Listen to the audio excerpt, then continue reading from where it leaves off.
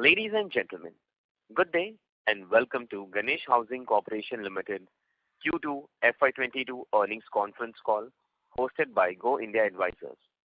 As a reminder, all participant lines will be in the listen-only mode, and there will be an opportunity for you to ask questions after the presentation concludes. Should you need assistance during the conference call, please signal an operator by pressing star then 0 on your touchtone phone. Please note that this conference is being recorded. I now hand the conference over to Mr. Rajat Gupta from Go India Advisors. Thank you, and over to you, sir. Thank you, Nirav. Good afternoon, everybody, and welcome to Ganesh Housing Corporation Limited earnings call to discuss the Q2 FY22 results.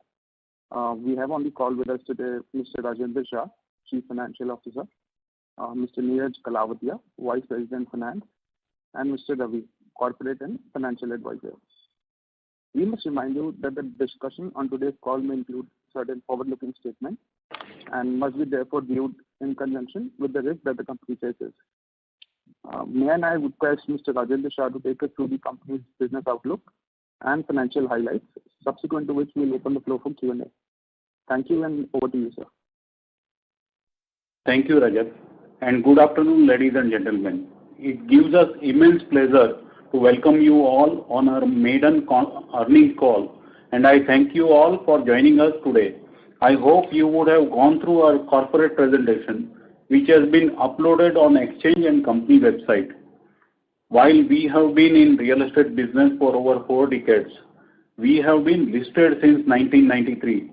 We have not been very active in our investor interactions, and as we now embark on this next phase of growth, we wanted to ensure that our company organization is well understood.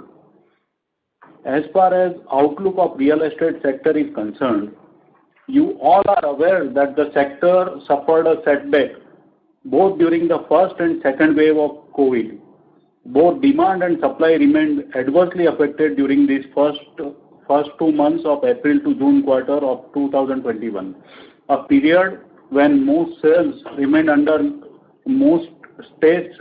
lockdown to contain the second wave of coronavirus spread. However, sales and new launch numbers started to pick up when states began to gradual opening up process. Therefore, we had a very strong Q2 performance, and we are highly optimistic about the upcoming festive season. The traction has picked up superbly, and we are looking for things very positive. So before I talk about financial performance in detail, I would like to give you a brief overview of our company. We have been in real estate business for over 4 decades and have largely focused on Ahmedabad, where we enjoy leadership position in residential segment. Residential is one of the key focus areas, and we have delivered almost 22 million square feet of residential and commercial space since we began our journey. From these completed projects, we have generated a free cash flow of almost about INR 8,000 million. We have built a large land bank over last few years in Ahmedabad. We have one of the largest developable land bank of about 500 acres in prominent and potential great growth areas. Our strategy here has always been to acquire land here early in areas where we see significant growth potential in coming years. We have a strong execution track record, and that is one of the key reasons of our strong brand recall. To give an example, one of the key residential projects called Maple Tree, with over 2 million square feet of development, we have been able to deliver the project in a short span of 48 months. We have been diligently improving and deleveraging our balance sheet. And over the past 2.5 years, we have reduced our long-term debt by 67%. We currently have a debt of INR 2,114 million and comfortable debt equity ratio of 0.4 times. Moving on to our performance during Q2 of FY22. On the operational front, we had done new sales of INR 1,030 million during this quarter, which saw a growth of 42% sequentially in terms of booked area, which came largely from our ongoing project. We booked approximately 2.75 lakh sq ft, which was sequentially 37% higher.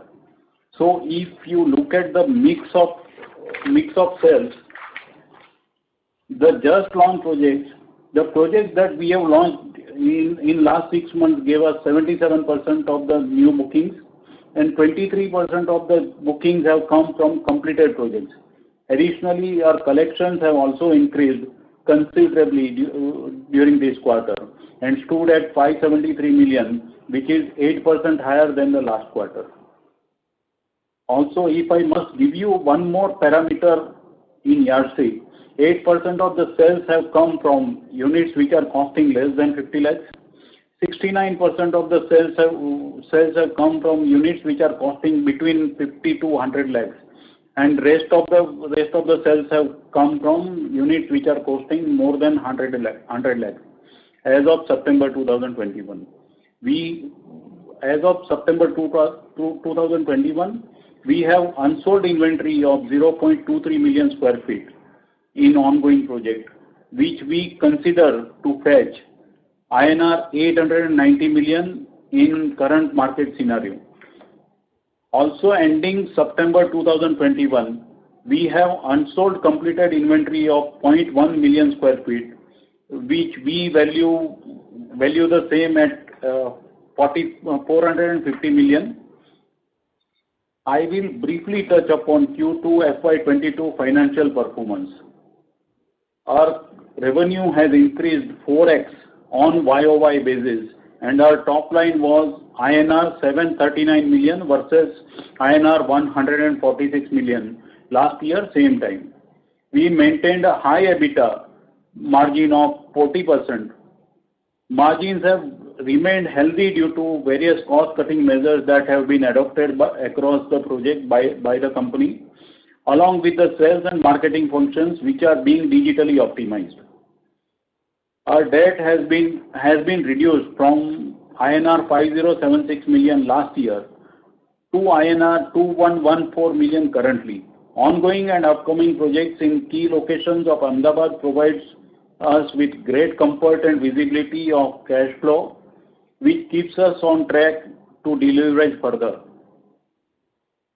Profit before tax for Q2 came in at rupees 198 million, which is 161% higher as compared to Q1, and the PAT was reported at INR 152 million, which is up by 181% as compared to Q1.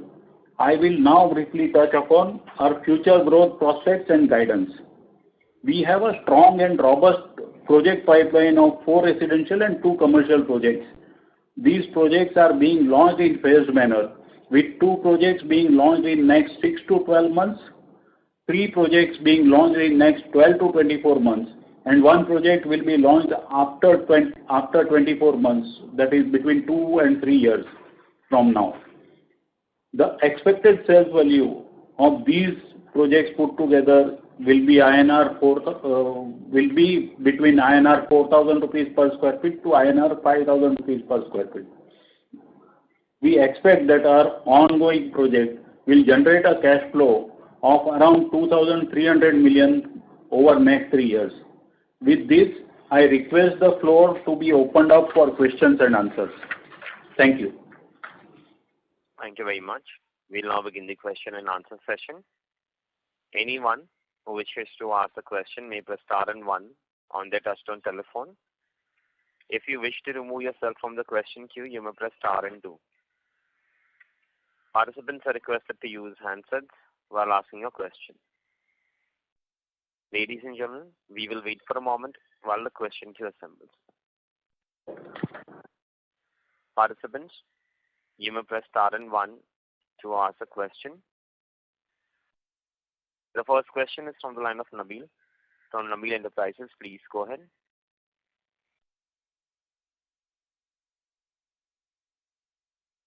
Nabil, your line is in talk mode. May I request you to go ahead and unmute your line, please?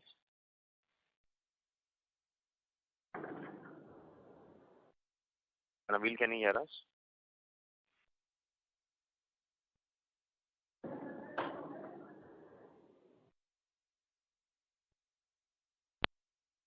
Due to no response, we move on to the next participant. Participants, you may press star and one to ask the question. The next question is from the line of Palak Chopra from Kapoor and Kapoor Private Limited. Please go ahead. Hi. First of all, thank you for taking up my question and congratulations to the team for good set of numbers. So can you please tell me what changes in business strategy was implemented in the last 2 years which led to this strong performance, or is it just an upswing due to change in market conditions? Thank you, Ms. Palak. I would say last 2 years have been typically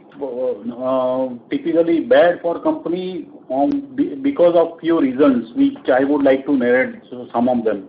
Last 4 years, we actually concentrated on completion of one of the very large project which was done by our subsidiary called Mapletree and Maple Trade Center. Our team's energies were focused only on completion and sales and marketing of this project. We actually did not launch any new project in last 4 years. And last 4 years also include those two typical years where pandemic had hit India very badly. And one stream of revenue which we generally consistently receive, which is some of the land sale, which gives us revenue and profits, that also was missing. So I would say last 2 years, yes, they have been abnormal phase of period and should be excluded to consider growth aspects and consider those are abnormal period and should be excluded accordingly. Right. In terms of the strategy, because the times were bad, the question of concentrating on the cost, the overheads, these aspects have come to the fore, and that led to a huge reduction. If not for that, the losses which were there in the earlier period could have been higher. No, as regards the change in strategy, the best strategy always is to announce good projects, because of the great brand recall and the reputation which Ganesh Housing has got, get the bookings as fast as possible, start the project, and then complete and hand it over to the residents or to the commercial guys. That's what happened in Mapletree. So purely the lack of projects led to the situation. Yes, the strategy now is to ensure that not just those 4 projects which have been announced or other 2 more to be announced, but continuously now keep giving more and more projects to the market and ensure that the cash flow situation, which has already started to improve, further improves. Right. Thank you. And sir, my next question is, I also wanted to know about your long-term project plans. Like, why have you been restricted to Ahmedabad only? You have more than 500 acres of land there. So are you targeting any other geography also?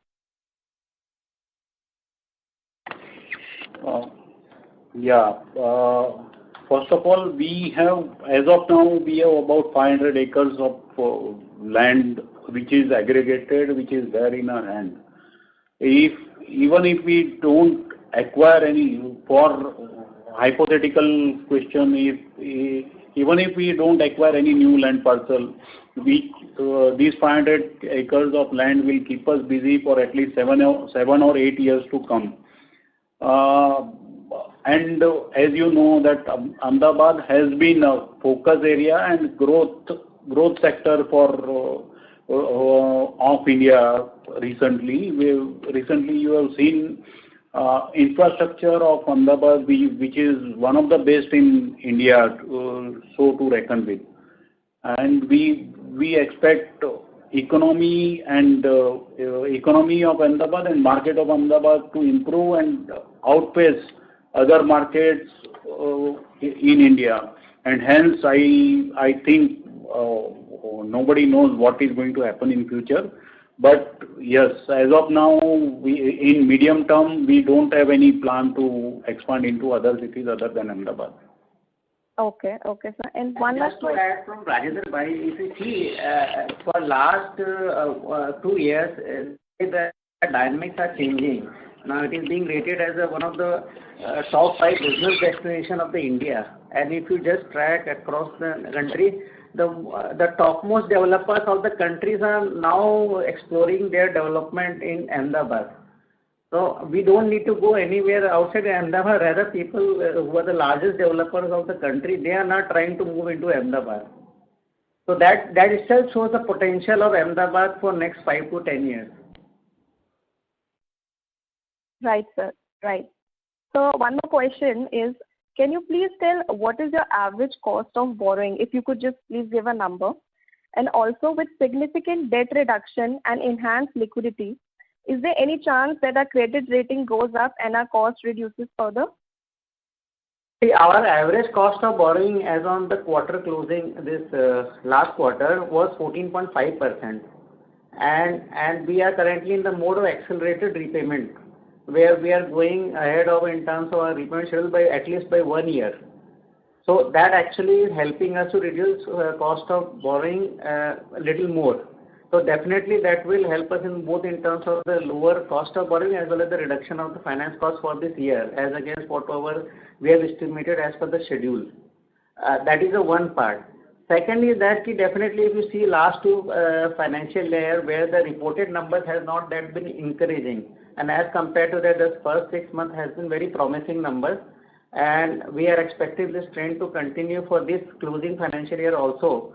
So definitely there will be re-rating of our rating also, basis this reported numbers also in the books of account as well as the substantial reduction in the cost borrowing also.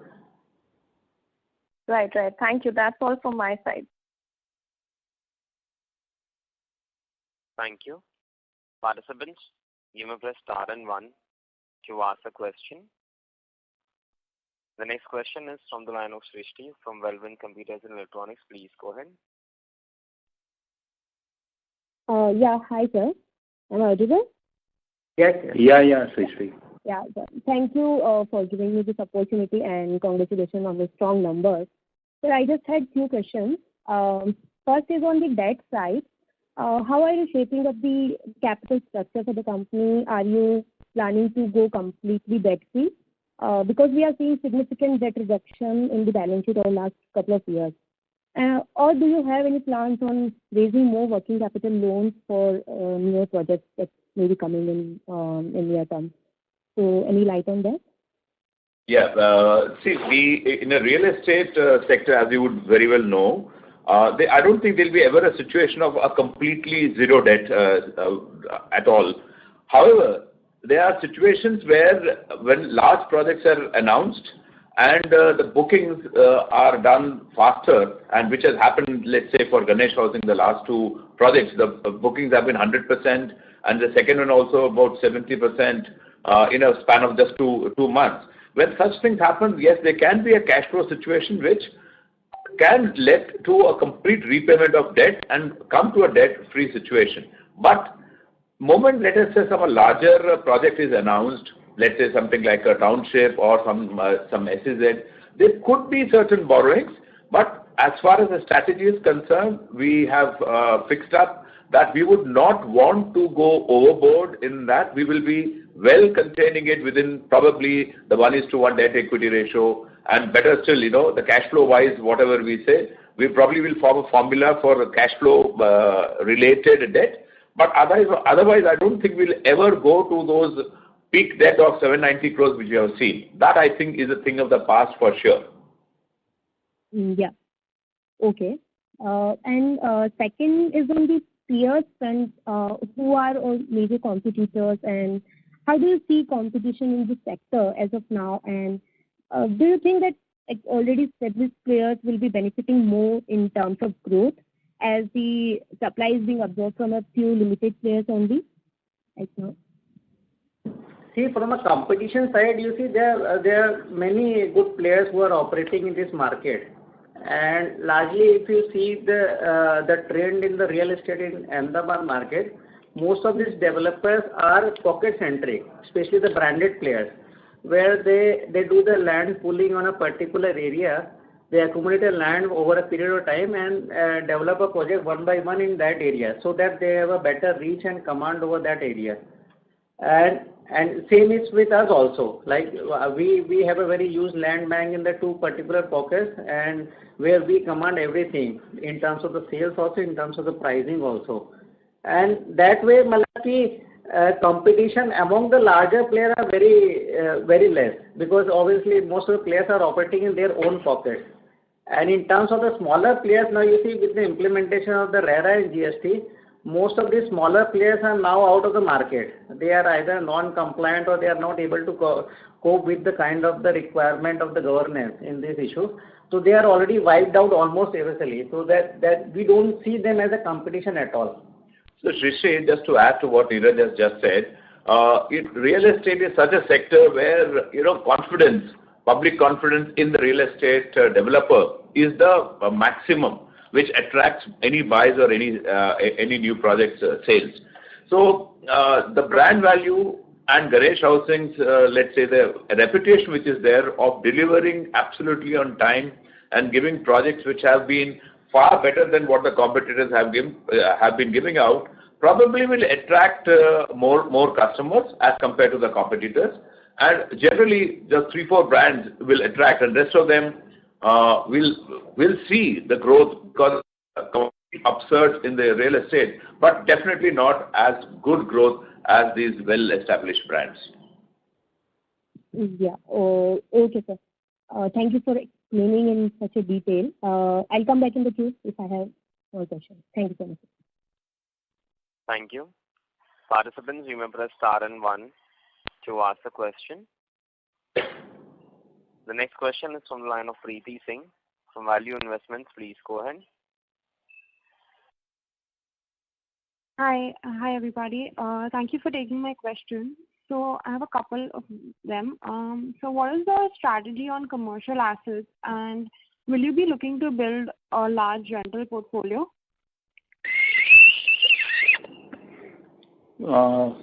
Preeti, we do have a project which is conducive for construction of large commercial project, and we expect lot of possibilities and lot of strength as far as construction of commercial spaces and leasing them out is concerned. However, leasing is something which is very capital intensive business, wherein you are supposed to construct complete construction and land, and thereafter only you can lease it out. So we need to mix out our projects well in such a manner that you have good mix of resi versus commercial projects, such that your cash flow is balanced. And yes, after 6 to 8 months, you may see we may announce launch of one of the commercial projects. Right. Yeah. Okay, great. That's good to hear. And another question. So the current uptake, do you think is because of the pent-up demand, or are you seeing a shift towards larger homes because of the work from home situation? The work from home is good as long as the pandemic is there. But the moment you see already the trend has started where people are now coming out of the work from home culture itself. Like we talk about the city like Ahmedabad, we are not seeing any such trend. These are largely work from home culture is concentrated in the metro cities. Like even post the second wave also in Ahmedabad, most of the office were working as it is only, where people were operating from the office itself. From a residential, that there is a big upcycle has happened in terms of demand because of this pandemic itself, because people, when they started living at their home, then they started taking care of their homes. And then they realized that they actually need to upgrade their homes, or they need to move on to a new home. And that is giving a big confidence to our numbers also, like both these recent two projects which we launched within this 6 months. One has got a booking of up to 95% till the last quarter, and second one, which was launched in just in the first week of August itself, has till date has got a booking of 60%. So it is pent-up demand also? Yes, this big pent-up demand. To add to whatever Neeraj has said, actually one also needs to see supply side of real estate. If you see 2 years back, we would have seen large inventory pile up, which has recently been liquidated over last 2 years, and the new project launches have considerably reduced. Now we are seeing new projects which are getting launched. So disposable inventory which was available with developers last 2 years back is not as much as which is right now, meaning it has reduced substantially, and right now developers have not much to sell. Okay, got it, sir. Thank you. Thank you so much. Yeah, that's all from my side for now. Thank you. Participants, you may press star and 1 to ask a question. The next question is from the line of Poonam Joshi from Nirmal Bang Securities. Please go ahead. Yeah. Am I audible? Yes. Yes, Poonam. Congratulations to the team for the good set of numbers, and thank you for taking up my question. I have two questions. The first question is, given the robust demand in residential segment, so could you please throw some light on what all new project the company intends to launch, say 4 to 5 years down the line, and what all strategy and planning have already been in place for that? My second question is, given the strong demand in the housing segment, and which is supported by that of low interest rate scenario, there is a risk that this commodity prices going up drastically, which will have put up pressure on the pricing front. So do you think it is the best time for a consumer to enter into the market, or the consumer should wait before it gets normalized? And how do you foresee the demand for residential segment in next 2 to 3 years time frame? Thank you. We are taking your one question at a time. Like coming back to your first question in terms of the residential project, we have already launched 2 residential projects. Just I talked about the 2 projects, Malabar County 3, which are already been sold out till 95%, and another project of Malabar Exotica that has been booked 60% till date.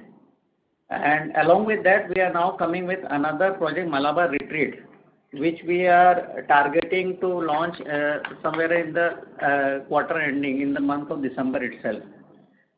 This is the immediate. Then there's a big township phase 1 project, Smile City.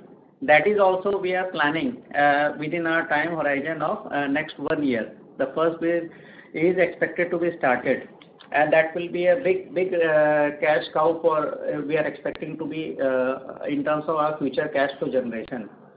And along with that, in our IT SEZ portion, there will be 2 non-processing projects are also planned up, which will be coming up in over next 24 to 36 months.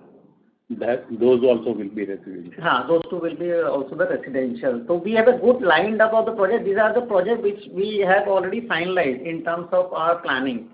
And along with that, in between, if something more development happens or new opportunity comes up, those things will definitely be on the paper. But right now, whatever the projects we are communicating, these are the like firm projects which we are on the paper in terms of the planning. Now coming to your second question, where you said input costs have been consistently going up, whether it is the right time to buy any housing unit now, and interest rate being one of the lowest in history. First thing first, interest rate, yes, sub 7% mortgage loan is something which India had not seen earlier, which is right now visible. Secondly, though input costs have started going up, we have seen real estate finished product prices which are stagnant for over last 7-8 years across India, across all the projects. We have also seen that supply which was piled up has been liquidated. All these things indicate, yes, that this is a good time to invest in real estate for those who want to invest, or else those end customers who want to buy real estate. I think this is the best time where I would say last 5-6 years, if you see sheer inflation has pushed up cost of everything else, but not the real estate. It is some time that yes, real estate also will pick up. But before that, if somebody wants to encash this opportunity, this is best time which is available.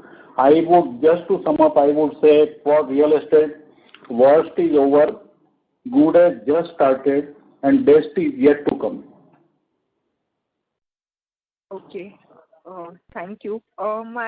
Just a follow-up question on this. Yeah. For this first question, you talked about that you intend to launch 2 residential projects which are there in your pipeline. So, is the project is going to get funded purely from the internal accruals and the cash which the company generates, or like the company is going to issue the new debt for getting the project started over the next couple of years? So, what is the plan in terms of capital structure here? The way it looks, the way it is going, Poonam, I don't think there's going to be huge debt requirement for executing these projects, because normally all these residential projects are done on the booking basis, and the way the 2 bookings have happened, there's not going to be any money requirement to do the construction. It will all end up in being cash flow. While these residentials probably may not require, sometimes, okay, over and above the question about these money not being required for residential projects, the biggest thing is that it is being built on a land which has already been paid for and which is already there sitting in the books. And therefore, the large part of the costs which are there, which are not going to be incurred, so the cash flow will always remain positive. And it will only the construction, and obviously we'll be encashing on the land cost, which will be always cash positive. Sometimes all this cash might be required for maybe certain new acquisitions of another land if required, or maybe doing certain commercial projects which may not necessarily follow the same pattern of booking. So in our belief, as I said earlier, there may not be any requirement of huge debt, but maybe just about the leverage which we already have, may not be additional leverage. But the real estate does desire to have some debt or the other. But I think we'll always keep it well under control, never go to the earlier levels ever. Okay. Thank you, sir. Thank you for taking up my question. If I have any other further questions, I'll come in the queue. Thank you. Thank you. Participants, you may press star and 1 to ask a question. The next question is from the line of Girija Daga from KM Visaria Family Trust. Please go ahead. Hello, team. So I have a couple of questions from my side. So first, you mentioned about 500 acre of land, if I heard correctly. What can be the total saleable area over that land, if you can get that number? See, as per our rough estimation, and this is available FSI which is there currently as per current GDCR norm, there is a potential of the development of 36 million square feet on this 500 acre of land. Okay. And if you have done some amount of valuation there, that what is the value of those lands currently we are setting on? We have not done any formal valuation, but there is a rough estimate that on conservative basis, these 500 acres of land would be valued in market roughly at about 2,500 crores. Okay. My next question is related to the scheme of arrangement which we have announced sometimes back. So actually I have certain observation there. When I look at the valuation report of the company, I realized that we have valued a listed company, Ganesh Housing, based on the market price while entities which are merged, private entities, have been based on the cost price, the value of the land based on that assessment. Why this discrepancy? Like, why not value both on a same metrics? Sorry, what did you say last? Why on the different metrics? Okay. See, the question, the valuation was done on all parameters. What we got a valuation report was considering all parameters, while the other companies were not listed, and that listed entity's land which was being brought into this company through the merger route had to be valued as per the present market price, because the cost otherwise was very, very low. So that's the reason why that land had to be done at the current market price, and there was no other parameter, frankly, to value that in terms of a price available in the market. The second parameter that was used was to say what was the sale value of the price of the land which is next to these areas, and that was coming to the value which came in. As far as Ganesh Housing is concerned, that's the best parameter always is what the share price is there in the market. Now, the potential of Ganesh Housing always comes in from the new projects launched, the profitability which may come in the future, and what will happen in terms of the cash flows. At the time when the scheme was done, there was no particular project launched, or even if suppose you have to really make a value, you'll have to value the 500 acres of land bank to really get the potential value of GHCL. Now, that is humanly not possible, because you never know whether these things can actually be done in 1 year, 5 years, 10 years, or 20 years. So, in any valuation methodology, the best value for a listed entity is what the market price of that listed entity is. So, they put that parameter. It was done by 2 independent valuers, and it was the fairness opinion was given by the merchant bankers and the chartered accountant firm which are external to the independent directors, and we accepted what they had given. Sorry, sir, but I'll beg to differ here, because what we had done the valuation, actually the valuation report in front of me, we had valued the GHCL at 64 rupees. That point of time the price was there about a year back, and that time the valuation was coming at about 310, 320 crore, and we have valued the land as about closer to 220 crore kind of a number.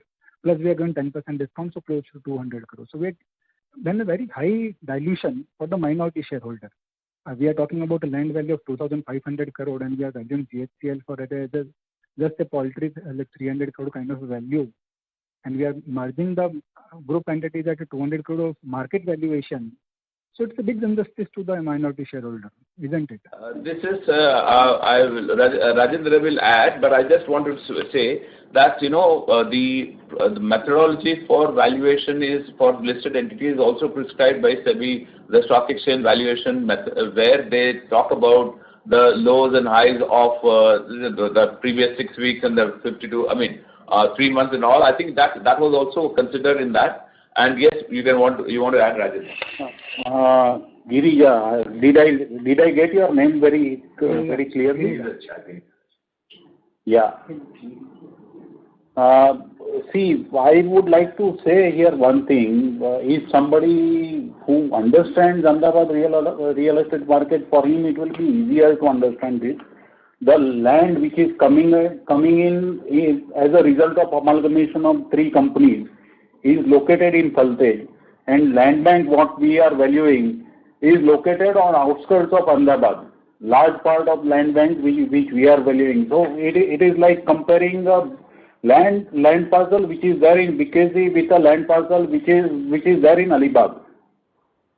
So 3 acres of land which is coming in, which is located in Saltej area, is much more valuable than land of 500 acres which is located on outskirts of Ahmedabad, which is about 30 kilometers away from city center. So one can't say that 2,500 crores is a valuation of 500 acres of land, and as against that you are giving valuation of 220 crores to 3 acres of land which is coming in. No, sir. Sorry, sir. I'm not comparing the valuation. What I'm comparing is that you have given the market value of that land, right? 2,500 crore. So I'm comparing. I'm not comparing the size per se. The size may be 500 acre, 1,000 acre. The rates are different there. The rates are different here. So I'm agree with that. I'm not questioning those. I'm questioning that if we value the GHL also based on the market value of that land, what will be the number at that point of time? The dilution would have been much smaller compared to what dilution we have done as of now. So that should have been a very fair to the minority shareholder. I agree with the legality part of it. I'm not questioning the legality part. I'm just questioning the fair part of it. Was it fair deal for the minority shareholder? That I don't think so. That was my observation. No, I tend to disagree with you because as per SEBI norms, we are supposed to take last 27 weeks average of 24 weeks average of whatever was existing share price then.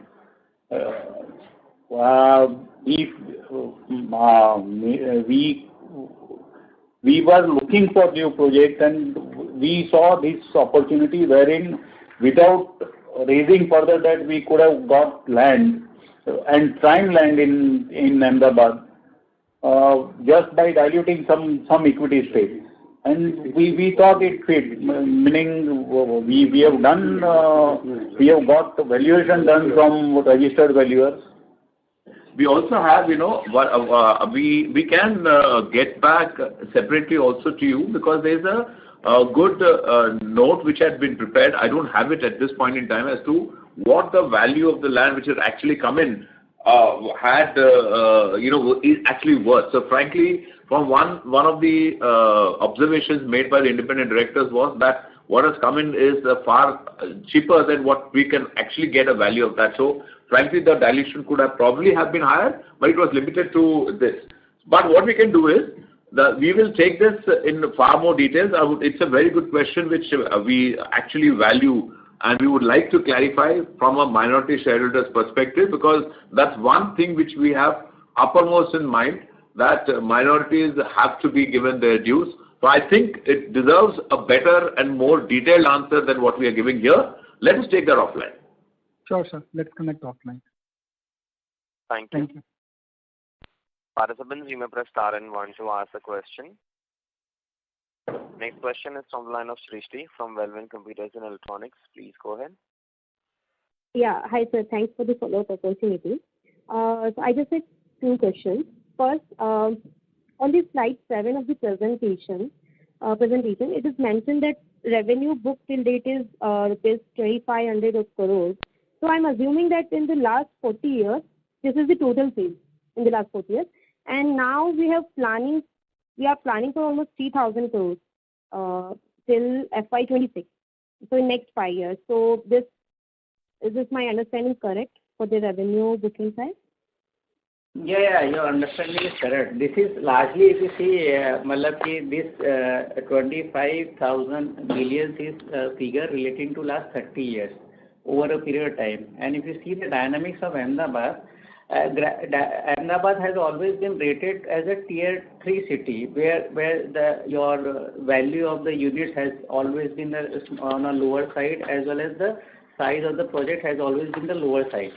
So over a period of time, gradually, though we have been established there, but largely the nature of the construction and the size of the project has been smaller, not to that great extent.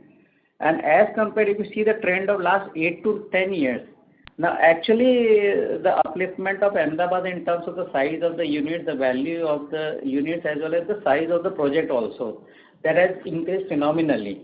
Like we ourselves has launched multiple projects with 700 units, 600 units.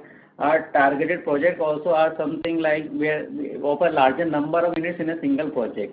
So obviously in terms of value to value comparison over the last 20-30 years to the current period also, you see there is a big huge difference in terms of the value scale in the city. So that actually being converted into a larger value in the coming years. Yeah, okay. And so my second question, so we understand that you have a lot of large land parcels for SEZ purpose. And so what are your plans for developing that land, and are you expecting any contribution from that land to our revenue? Yeah, if you see our slide where we have portray in terms of slide number 8, where we have depicted what are our planned projects, we have given 4 projects from that land parcel only, where we are planning to develop phase 1, phase 2, phase 3, phase 4, which will consider 2 residential to commercial projects to start off in that land parcel in the coming 3 years. Okay. Thanks so much, sir. That's all from my side. Thank you. Participants, you may press star and 1 to ask a question. The next question is from the line of Pranav Gala from iWealth Management. Please go ahead. Hello. Hello. Yeah, Pranav. Thank you for the opportunity, sir. Hope all is well on your end. Sir, I just had 2 basic questions. Yeah. Pranav, lot of echo is coming. I cannot hear you very clearly. Is it better now? Yeah, much better. Yeah. Sir, I hope all is well at your end. Sir, I just had 2 basic questions.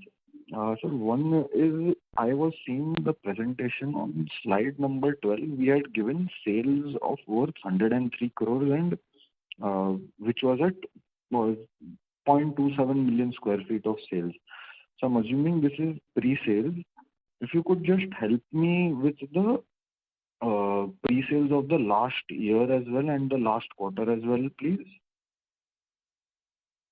See, we have actually compared this number on a quarter-to-quarter basis more appropriately, because last year was mostly disrupted due to COVID, where the sales has come standstill for first 3 months because of the COVID impact itself. So the comparison was not at all fair. That's why we have actually avoided that in this slide. Okay, could you give the last... This first quarter was operational and this second quarter was operational. So we have actually compared quarter to quarter. So could you give me the last quarter number? Yeah. And that is like-to-like comparison. Yeah. However, if you for academic purpose, if you want those numbers, we can always come back to you. Right now, we do not have that number available. Okay, sir, no problem. Sir, I just also wanted the breakup of, so in our other current assets, we have some money which comes as advance from customers, right? So if you could just also give me that number for the quarter, if it's okay, if it's handy. Sure, that I will give you. Yes. Other current assets, you said breakup of other current assets. Land advances, the advances from customers. Yeah. While they're getting the number, these are all, the sales happen over a period of time, right? Large land deals. So the money keeps coming every quarter. So they take out what money has been received the last quarter. That adds to the cash flows, frankly. Sales might have been booked earlier, but these keep.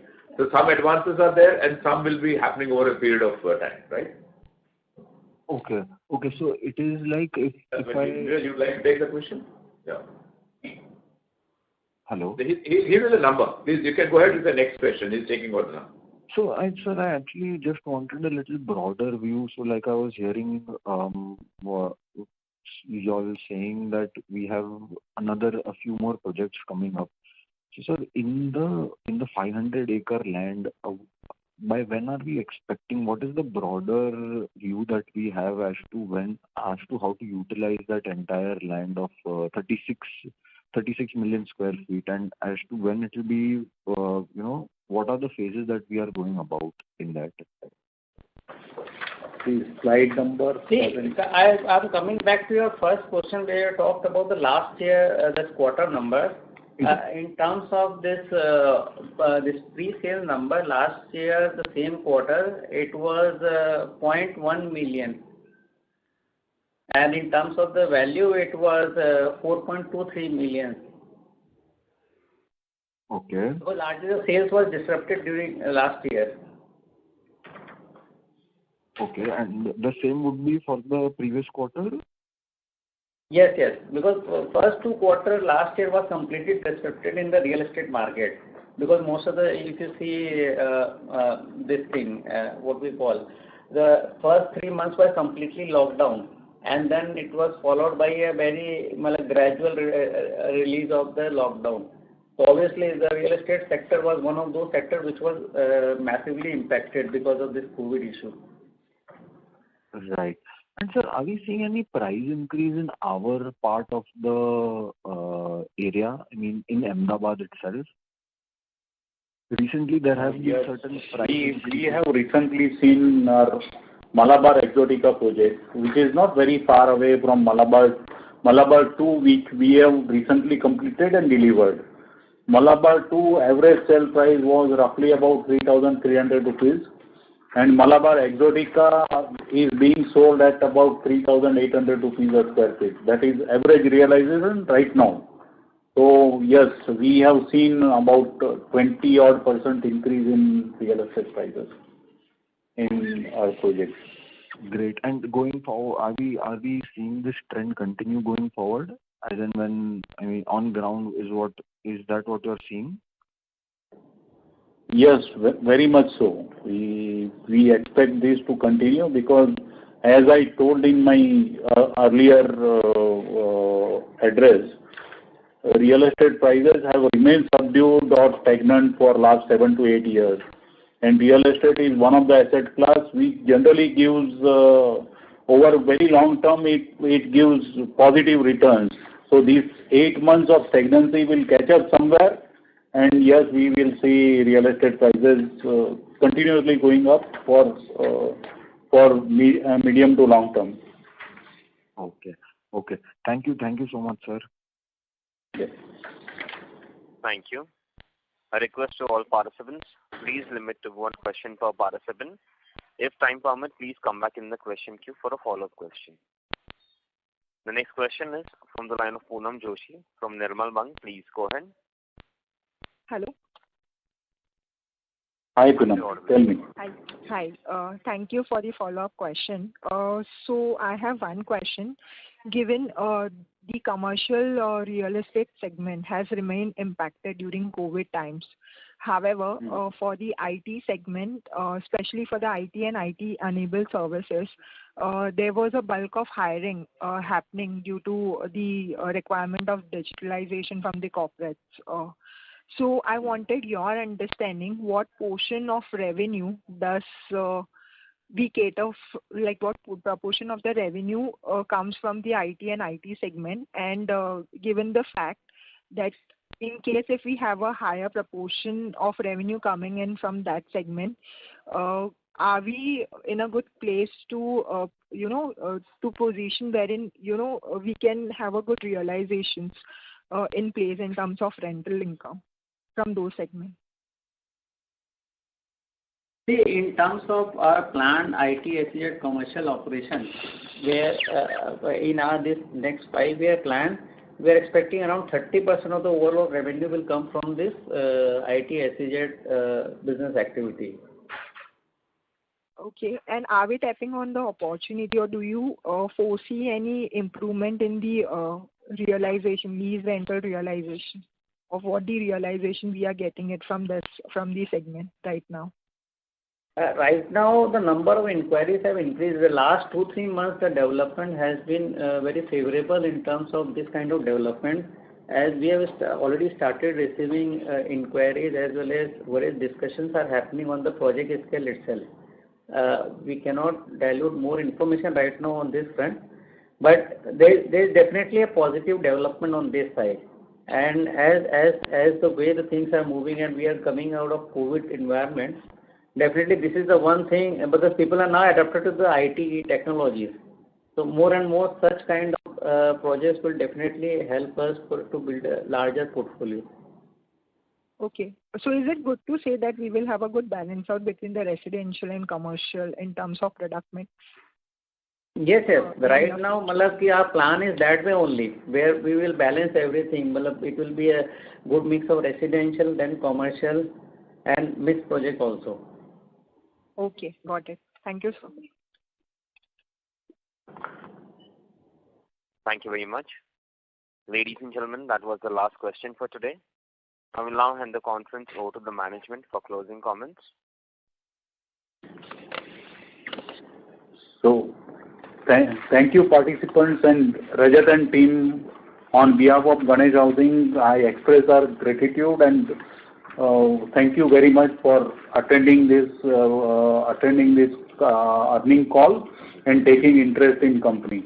We'll continue to remain in touch with you, and we endeavor that we will keep continuous in touch with investor community. Thank you so much. Thank you very much. On behalf of Go India Advisors, that concludes this conference. Thank you for joining us. You may now disconnect your lines. Thank you.